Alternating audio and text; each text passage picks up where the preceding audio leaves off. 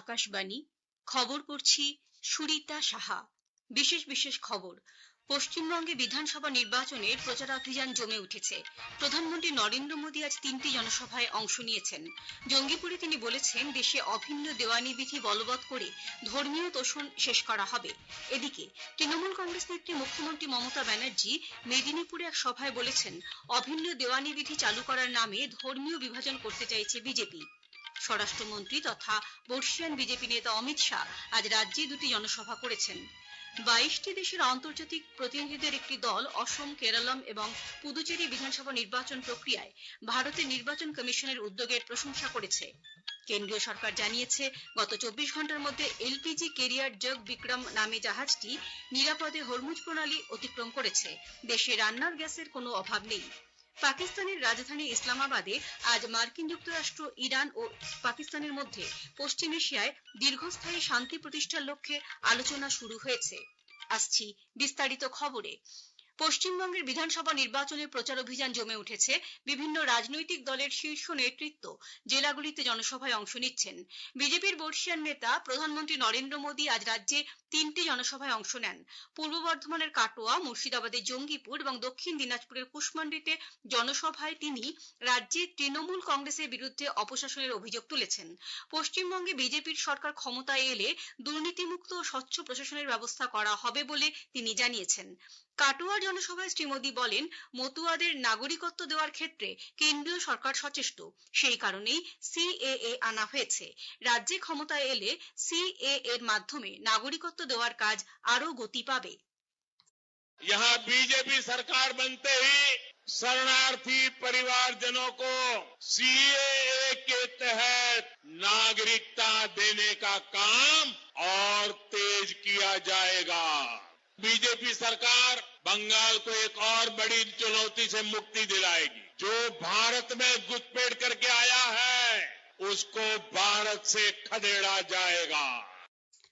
তার অভিযোগ, তৃণমূল কংগ্রেস সরকার বিজেপির বিরুদ্ধে মিথ্যা প্রচার চালাচ্ছে। এছাড়া বহু কেন্দ্রীয় প্রকল্প তারা রূপায়ণ করতে দেয়নি। মহিলাদের অধিকার রক্ষায় বিজেপি সচেষ্ট বলেও শ্রী মোদী মন্তব্য করেন। বিজেপি সরকার গঠিত হলে সমস্ত কেন্দ্রীয় প্রকল্পের সুবিধা রাজ্যবাসী পাবেন বলে জানান তিনি। জঙ্গিপুরের জনসভায় প্রধানমন্ত্রী বলেন, দেশে অভিন্ন দেওয়ানি বিধি বলবৎ করে সবাইকে সমানাধিকার দেওয়ার পাশাপাশি ধর্মীয় তোষণ শেষ করা হবে। भाजपा का संकल्प है बंगाल में यूसीसी लागू कर तुष्टीकरण की राजनीति को हमेशा के लिए खत्म किया जाएगा। अब बंगाल फैसला कर चुका है, अपनी अस्मिता, अपनी पहचान और अपने भविष्य के लिए अब बंगाल आशोल परिवर्तन करके रहेगा। শিলিগুড়িতে আজ বিকেলে প্রধানমন্ত্রী একটি র্যালিতে অংশ নেন। আগামীকাল তাঁর কাওয়াখালীতে জনসভা করার কথা। অন্যদিকে বাঁকুড়ার ওন্দার, রামসাগর এবং ছাতনার কমলপুরে 2টি জনসভায় ভাষণে বরিষ্ঠ বিজেপি নেতা কেন্দ্রীয় স্বরাষ্ট্রমন্ত্রী অমিত শাহ বলেন, ক্ষমতায় এলে বাঁকুড়া বিষ্ণুপুরে আলুর বীজ উৎপাদন কেন্দ্র করা হবে। চাষিদের আর পাঞ্জাব থেকে বীজ আনতে হবে না। বালুচুরি, শাড়ি এবং পাঁচমুড়ার মাটির ঘোড়া জিআই ট্যাগ পাবে বলেও আশ্বাস দেন তিনি। অমিত শাহ অভিযোগ করেন, কেন্দ্রীয় সরকার হাজার হাজার কোটি টাকা এ রাজ্যের উন্নয়নের জন্য পাঠালেও সব টাকা সিন্ডিকেটের পকেটে গেছে। मैनेजमेंट ने डिसाइड किया है कि इस साल से सेक्शन F से को-एड एक्सपेरिमेंट स्टार्ट करेंगे।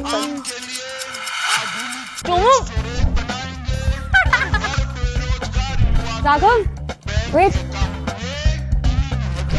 तुम्हें आइडिया भी है या तुम्हारे साथ क्या हो रहा है? सेक्शन F है ये लड़कियां अपने मजे के लिए तुम्हें रोस्ट नहीं टोस्ट कर देंगी।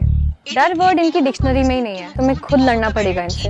मैं लड़ने नहीं, पढ़ने आया हूँ। ये तुम्हें टिकने देंगे तब तो पढ़ोगे ना। टिकटा आता है मुझे। अभी निकालते हैं इसका एटीट्यूड। मैम, आज ग्रेविटी थोड़ी ज्यादा है। ज्यादा कंफर्टेबल मत हो न्यू बॉर्न। ना मेरी सीट में ना मेरे क्लास में। ये गर्ल्स स्कूल है और गर्ल्स स्कूल ही रहेगा। सेक्शन F का ओनली बॉय 2-मिनट एपिसोड्स, नो बकवास। Click tadka on Jio Hotstar. অভিন্ন দেওয়ানি বিধি চালু করার নামে তারা ধর্মীয় বিভাজন করতে চাইছে বলে মুখ্যমন্ত্রী মন্তব্য করেন। 22টি দেশের আন্তর্জাতিক প্রতিনিধিদের একটি দল অসম, কেরালাম এবং পুদুচেরি বিধানসভার নির্বাচন প্রক্রিয়ায় ভারতের নির্বাচন কমিশনের উদ্যোগের প্রশংসা করেছে। 38 জনের প্রতিনিধি এই দলটি দুদিনের ভারত সফরে এসেছে।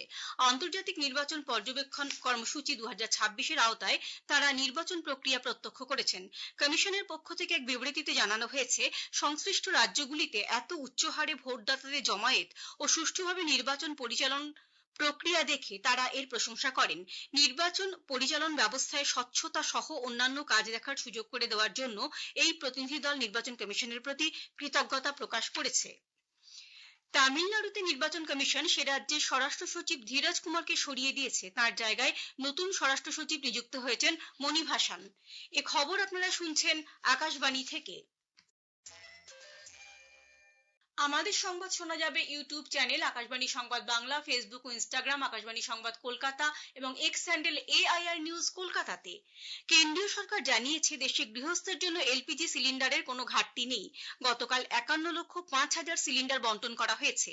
এক বিবৃতিতে পেট্রোলিয়াম ও প্রাকৃতিক গ্যাস মন্ত্রক বলেছে, দেশ জুড়ে LPGর কালোবাজারি ও মজুতদারির বিরুদ্ধে কড়া ব্যবস্থা নেওয়া হচ্ছে। গতকাল এ ব্যাপারে 3400 জায়গায় হানা দেওয়া হয়। তেল বিপণন কোম্পানিগুলিও বিভিন্ন জায়গায় আচমকা হানা দিয়ে পরিস্থিতির ওপর নিয়ন্ত্রণ বজায় রাখার চেষ্টা চালাচ্ছে। ইতিমধ্যেই তারা 214টি LPG ডিস্ট্রিবিউটরকে জরিমানা করেছে। সেই সঙ্গে 55টি ডিস্ট্রিবিউটরকে নিলম্বিত করা হয়েছে। মন্ত্রক আরও জানিয়েছে, সার কারখানার জন্য বরাদ্দ গ্যাসেরও তেমন কোনো অভাব নেই।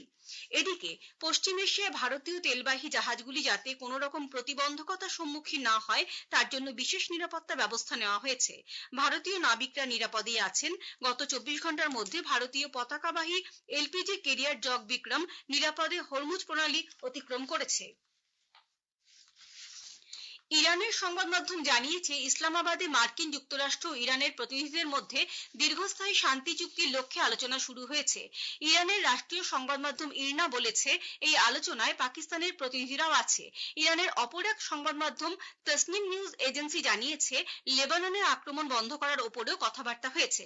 আলোচনা হয়েছে হরমুজ প্রণালী পুরোপুরি খুলে দেওয়া নিয়েও। ইরানের first vice president Mohammad Reza Aref স্পষ্ট ভাষায় জানিয়েছেন, ইসরায়েলের প্রতি পক্ষপাতিত্ব হলে কোনো চুক্তিতে তারা সম্মতি জানাবেন না। ভারত ও নেপালের মধ্যে বাণিজ্যিক লেনদেন বৃদ্ধিতে বারামাকি বহরাইচ মহাসড়ক গুরুত্বপূর্ণ ভূমিকা নিতে চলেছে। সম্প্রতি কেন্দ্রীয় মন্ত্রিসভায় 927 নম্বর জাতীয় সড়কের বারামাকি থেকে বহরাইচ পর্যন্ত 4 লেন করার সিদ্ধান্ত অনুমোদিত হয়। এই কাজ রূপায়িত হলে ভারতের রূপাইডিহা স্থলবন্দর ও নেপালের নেপালগঞ্জের মধ্যে যোগাযোগের সুবিধা বাড়বে। এর ফলে দুদেশের ব্যবসায়ীদের জন্য সুযোগ সুবিধা বাড়বে, পরিবহন ক্ষেত্রে কর্মসংস্থান হবে এবং এই অঞ্চলের মানুষের জন্য শিক্ষা, স্বাস্থ্য ও পণ্য বিপণনের সুবিধাও বৃদ্ধি পাবে। বিদেশমন্ত্রী ডক্টর এস জয়শঙ্কর গতকাল তাঁর দুদিনের মরিশাস সফর শেষ করেছেন।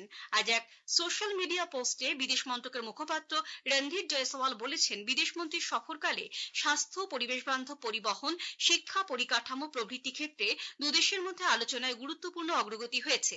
এছাড়াও দুই দেশই সুস্থায়ী উন্নয়ন এবং জনকেন্দ্রিক অংশীদারিত্বের ওপর জোর দিয়েছে।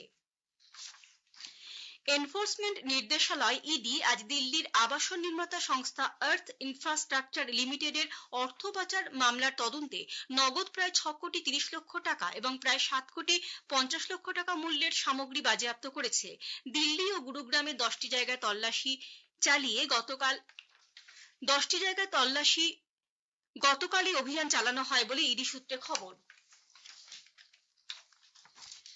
স্বাধীনতা সংগ্রামী তথা হুল বিদ্রোহের নেতা সিধু কানুর জন্মবার্ষিকীতে ঝাড়খণ্ডের মুখ্যমন্ত্রী হেমন্ত সোরেন আজ রাঁচিতে গভীর শ্রদ্ধা প্রকাশ করে বলেছেন, এই রাজ্য জল, জঙ্গল ও জমির জন্য দীর্ঘ লড়াই করেছে। তিনি সিধু কানুর জীবনের ওপর আলোকপাত করে রাজ্যবাসীকে উদ্বুদ্ধ হওয়ার আহ্বান জানান। সিধু কানুর জন্মস্থান সাহেবগঞ্জেও তাদের স্মরণ করে অনুষ্ঠানের আয়োজন করা হয়। নিউ চণ্ডীগড়ে আয়োজিত IPL ক্রিকেটে সানরাইজার্স হায়দ্রাবাদকে আজ পাঞ্জাব কিংস 7 বল বাকি থাকতে 6 উইকেটে হারিয়ে দিয়েছে। হায়দ্রাবাদ প্রথমে ব্যাট করে পাঞ্জাবের সামনে জয়ের জন্য 220 রানের লক্ষ্যমাত্রা রেখেছিল। শেষ করার আগে খবরের বিশেষ কিছু অংশ আরো একবার। পশ্চিমবঙ্গে বিধানসভা নির্বাচনের প্রচারাভিযান জমে উঠেছে। প্রধানমন্ত্রী নরেন্দ্র মোদী আজ 3টি জনসভায় অংশ নিয়েছেন। এদিকে তৃণমূল কংগ্রেস নেত্রী মুখ্যমন্ত্রী মমতা ব্যানার্জি মেদিনীপুরে এক সভায় বলেছেন, অভিন্ন দেওয়ানি বিধি চালু করার নামে ধর্মীয় বিভাজন করতে চাইছে বিজেপি। পাকিস্তানের রাজধানী ইসলামাবাদে আজ মার্কিন যুক্তরাষ্ট্র, ইরান ও পাকিস্তানের মধ্যে পশ্চিম এশিয়ার দীর্ঘস্থায়ী শান্তি প্রতিষ্ঠার লক্ষ্যে আলোচনা শুরু হয়েছে। খবর শেষ হলো, এর পরের খবর 7:50 মিনিটে।